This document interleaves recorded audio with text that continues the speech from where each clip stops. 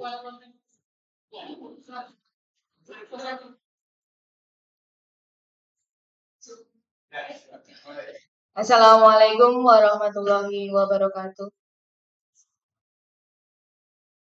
Yang terhormat Kepala SMA Negeri 2 Boyolali, Bapak Teguh Rahayu Slamet, Sarjana Pendidikan Magister Pendidikan selaku Mentor Orientasi P3K Angkatan 6872 tahun 2024.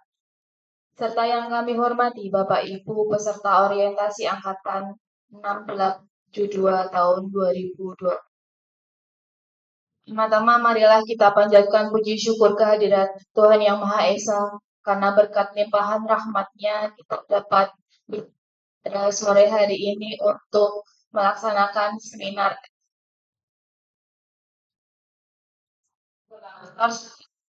Kami hormati, saya selaku moderator izin membacakan susunan acara pada kegiatan seminar hari ini.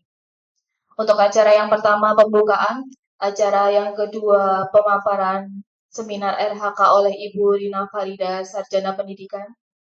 Acara yang ketiga tanggung jawab peserta acara Bapak Mentor, Bapak Teguh Rahayu Slamet, Sarjana Pendidikan, Magister Pendidikan. Untuk membuka kegiatan seminar pada hari ini, marilah kita awali dengan bacaan basmalah bersama-sama. Bismillahirrahmanirrahim. Untuk acara yang selanjutnya, yakni pemaparan hasil RHK dari Ibu Rina Farida, Sarjana Pendidikan. Waktu dan tempat kami persilahkan. Oke, baik. Assalamualaikum warahmatullahi wabarakatuh. Izin menyampaikan seminar rencana hasil kerja saya pada orientasi pengenalan nilai dan etika instansi pemerintah bagi P3K Provinsi Jawa Tengah tahun 2024. Terima kasih atas kesempatannya. Yang terhormat Bapak Teguh Rahayu Slamet, Sarjana Pendidikan Magister Pendidikan, dan para peserta orientasi P3K yang berbahagia. Baik, di sini saya akan memaparkan 5 RHK yang saya intervensi dari atasan saya, yaitu Bapak Jumadi, Sarjana Pendidikan Magister Pendidikan, yang bertempat di instansi saya, yaitu SMA Negeri 1 Simo. Nah, sebelum saya memaparkan, ini ada pantun pembuka dulu ya Bapak Ibu. Belum. Baik, air tajin obati saraf, agar tidur terasa nyenyak. Izin dan juga maaf, saya presentasi tak banyak. Baik, ini RHK yang pertama, yaitu terlaksananya peningkatan kualitas praktik pembelajaran guru, di mana indikator kinerjanya yaitu tingkat upaya penjelasan terstruktur tentang konsep dan aktivitas pembelajaran disertai demonstrasi, ilustrasi atau contoh yang relevan dan kontekstual untuk peningkatan efektivitas pembelajaran. Kemudian, kegiatan dan tahapannya itu ada 3, yaitu yang pertama menjelaskan konsep disertai contoh yang familiar dengan kehidupan sehari-hari peserta didik. Yang kedua, menjelaskan konsep dikaitkan dengan isu atau topik sehari-hari yang relevan bagi peserta didik dan memberikan kesempatan bagi peserta didik berbagi pengalaman yang relevan. Penerapan nilai-nilai berakhlaknya yaitu berorientasi pada layanan. Next, yang RHK yang kedua yaitu RHK-nya tersusunnya ke OSP sebagai acuan dalam peningkatan pembelajaran. Kegiatannya apa saja? Ada 3, yaitu yang pertama menentukan pengorganisasian, terus kemudian yang kedua mempersiapkan dokumen perangkat pembelajaran, dan yang ketiga evaluasi pembelajaran. Outputnya yang pertama adalah SK pembagian tugas dan dokumen perangkat pembelajaran. Penerapan nilai-nilai berakhlaknya yaitu kolaboratif. RHK yang ketiga yaitu terlaksananya pembelajaran melalui perencanaan dan perangkat penilaian atau asesmen yang mengacu pada KOSP. IKI-nya yaitu tingkat kualitas pembelajaran dengan mengacu pada KOSP. Kegiatannya yang pertama menyusun TP, modul ajar, dan melakukan asesmen atau penilaian. Terus kemudian output-nya adalah perangkat pembelajaran, dan penerapan nilai berakhlaknya ada kolaboratif dan akuntabel. Kemudian RHK yang keempat adalah meningkatnya kompetensi melalui peran sebagai peserta kegiatan pelatihan atau bimbingan teknis yang memperoleh sertifikat di bidang pendidikan, kebudayaan, riset, dan teknologi.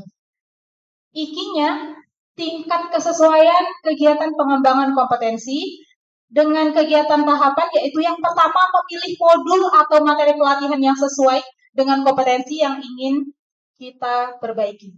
Kemudian berdiskusi dengan komunitas profesional untuk bertukar pengetahuan.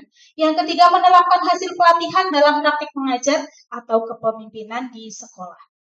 Outputnya yaitu output kegiatannya adalah sertifikat pelatihan dan juga ini nanti ada laporan. Penerapan nilai-nilai berakhlaknya ada kolaboratif dan harmonis.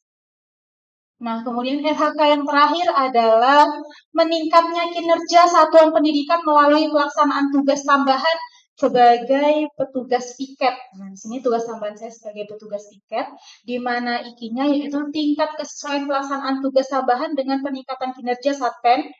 Kegiatan dan tahapannya ada 3, yaitu melakukan presensi melalui SIMANIS, yaitu Sistem Informasi SMA Negeri 1 Simo. Terus kemudian yang kedua, mendata peserta didik yang datang terlambat ke sekolah dan dispen pada SIMANIS. Yang terakhir, melayani tamu dan menghimbau untuk mengisi buku tamu melalui SIMANIS.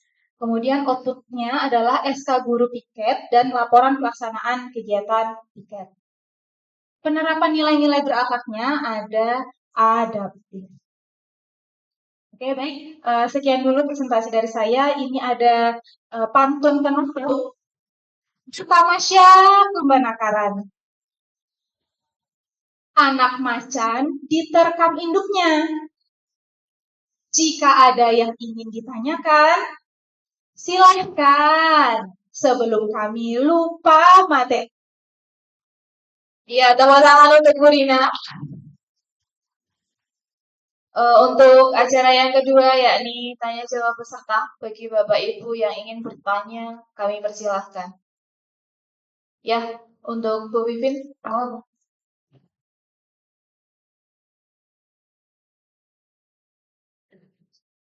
Yang ingin saya tanyakan Bu Rina, silahkan dibuka untuk RHK yang keempat tadi. Ada penerapan nilai-nilai berakhlak, yaitu berpartisipasi dalam kegiatan berbagi praktik baik bersama rekan komunitas belajar. Selama 1 semester ini, apa saja yang sudah dilakukan dalam kegiatan Kombel ini? Oke, baik. Terima kasih pertanyaannya. Gimana, Bu? Langsung dijawab saja, Bu Rina. Baik, terima kasih pertanyaannya, Ibu Vivin. Jadi, kegiatan berbagi praktik baik bersama rekan-rekan komunitas belajar ini yang dari internal maupun eksternal. Jadi yang pertama ini kami baru memulai kegiatan Kombel ini adalah baru tahun ini. Yaitu yang pertama mendaftarkan Kombel SMA Negeri 1 Simo yaitu Smart Sasi di PMM. Terus kemudian yang kedua yaitu membuat SK Pokja yaitu kelompok kerja. Jadi ada sekitar 9 kelompok kerja itu terdiri dari 8 guru, di mana masing-masing Pokja itu memiliki peran-peran penting tertentu pada kegiatan praktik baik pada Kombel ini. Terus kemudian untuk semester ini sudah ada dua kegiatan di Kombel untuk berbagi praktik baik ini. Yang pertama yaitu mengenai kegiatan pembelajaran yang adaptif karena kualitas pembelajaran di SMA Negeri 1 Simo itu sangat menurun. Jadi kami melakukan itu kemarin mengundang dari luar, dari eksternal. Nah, itu yang dilakukan siapa yang melobi itu adalah Pokja 1. Terus kemudian siapa yang berperan penting saat kegiatan itu adalah semuanya Pokja 1. Dari konsumsi, moderator, notulen, dokumentasi, kemudian penulisan laporan, itu semuanya dilakukan oleh Pokja 1. Demikian pula ini 2 kegiatan, terus kemudian yang kegiatan yang kedua itu dilakukan oleh Pokja 2. Begitu juga. Jadi kemarin Pokja 2 keteraturan suasana kelas, jadi bagaimana menciptakan suasana kelas itu agar menarik pembelajarannya gitu. Itu juga kami lakukan dan bekerja sama dengan pihak luar eksternal, mendatangkan narasumber dari luar, dan itu juga dilakukan oleh tim Pokja 2. Jadi kami sangat berkolaborasi antara rekan-rekan sejawat, baik yang dari internal maupun eksternal. Begitu Ibu Vivin. Bagaimana Bu Vivin, sudah jelas? Ya, terima kasih. Menginjak acara selanjutnya, yakni tanggapan dari Bapak Mentor kita, Bapak Teguh Rahayu Slamet, Sarjana Pendidikan, Magister Pendidikan. Waktu dan tempat kami persilakan. Terima kasih waktu yang diberikan kepada saya. Kita cermati dari RHK yang sudah ditampilkan oleh Bu Rina terkait dengan pengembangan kompetensi guru dan tenaga kependidikan. Nah, di sini meningkatnya kompetensi melalui peran sebagai peserta kegiatan pelatihan atau bimbingan teknis yang memperoleh sertifikat di bidang pendidikan, kebudayaan, riset, dan teknologi. Nah, mungkin bisa disampaikan adanya kombel dalam sekolah tersebut. Posisi Bu Rina di dalam kombel itu sebagai apa? Posisi saya sebagai wakil ketua, Pak. Nah, kalau sebagai wakil ketua, penjenengan itu sudah sebagai guru dan sebagai wakil ketua itu justru bisa melayani Bapak Ibu guru. Jadi di RHK-nya itu menjadi pelaksana yang sudah didaftarkan ya di dalam PMM ya. Sudah. Dan penjenengan pasti mempunyai sertifikat di PMM. Ya, karena itu adalah bagian dari syarat untuk menjadi anggota atau pengurus kombel di satuan pendidikan. Bagi Bapak Ibu yang lain bisa dicermati. Nah, untuk meningkatkan kompetensi pendidik dan tenaga pendidikan, kegiatan dan tahapannya itu adalah kegiatan dan tahapan penjenengan sebagai pengurus kombel. Jadi langkah-langkahnya jelas. Bukan sebagai peserta saja. Kan begitu. Tapi pelaksana dalam kombel. Nah, ini penting ini. Jadi untuk Bapak Ibu, kalau menjadi peserta, nanti hasilnya sertifikat pelatihan. Ya. Tetapi kalau menjadi pengelola, itu memang adalah bagian dari tugas di rencana kegiatan yang akan dilaksanakan.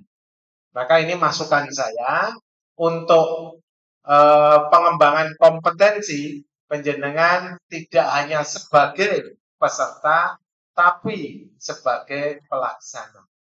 Kan begitu. Karena wakil ketua di dalam PMM itu sudah ada strukturnya.